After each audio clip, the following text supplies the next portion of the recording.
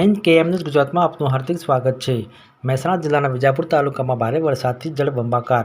વિજાપુર તાલુકામાં સિઝનનો અંદાજે 37 ઇંચ વરસાદ નોંધવા પામ્યો છે। વિજાપુર તાલુકાના કોલવડા, કુકરવાડા, ગવાડા તેમજ સાબરમતી નદી કોઠાના વિસ્તારોના ગામોમાં ભારે વરસાદથી ઘરોમાં વરસાદી પાણી ભરાઈ ગયા છે। જ્યારે વિજાપુર શહેરમાં ભારે વરસાદથી સોસાયટીઓ તેમજ નીચાણવાળા વિસ્તારોમાં પાણી ભરાઈ ગયા હતા, તો ભારે વરસાદથી રોડ રસ્તા તૂટવાના બનાવ બનવા પામ્યા છે।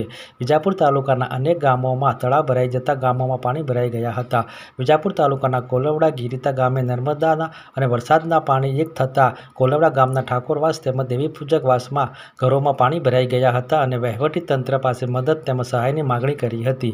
વિજાપુર વહીવટીતંત્ર દ્વારા 27થી વધુ ઘેટા બકરા ગાયોને સલામત જગ્યાએ વ્યવસ્થા કરવામાં આવી હતી।